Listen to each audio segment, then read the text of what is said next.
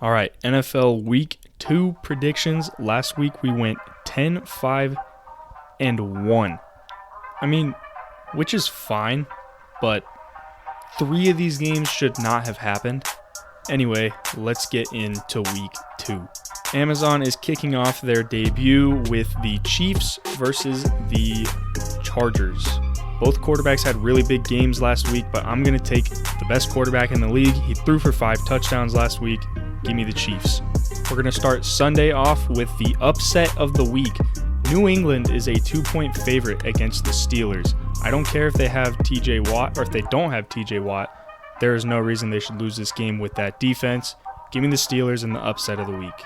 Next, we have the Panthers at the Giants. If the Giants come out like they did last week after they upset the Titans, I could see them winning this game. Saquon Barkley looked really good. It's their first home game after that win. I'm going to take the Giants in this one. Next, we have the Jets at the Browns. The Browns have a 1-0 record for the first time since 2004. They squeaked by the Panthers last week on a game-winning field goal. The Jets, not so much. They got their ass handed to them by the Ravens. I don't care if Zach Wilson is playing or not. I'm going to go with the Browns and their sick-ass elf logo. Colts at Jaguars. I don't know what the Colts deal is with their inability to beat their interdivision rivals, but I'm not having it.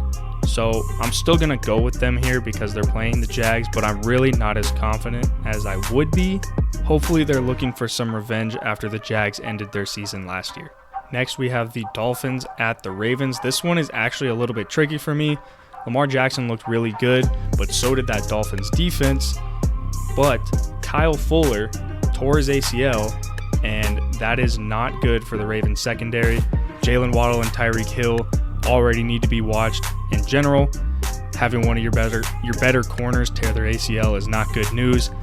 I'm going to go with the Dolphins in this one.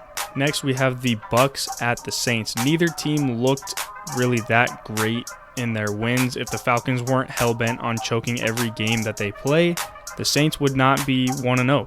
Of course, it's taking everything that I have not to pick them for the upset of the week, but I already picked the upset of the week. We've swept them in the regular season the last 2 years, but unfortunately, I'm going to have to go with the Buccaneers in this game. The Commanders at the Lions. Both of them kind of surprised last week. Carson Wentz threw 4 touchdowns to his new receiving trio, and if the Lions can stop them, they'd be in good shape, but they just gave up 155 yards to A.J. Brown, so I'm going to roll with the Commanders.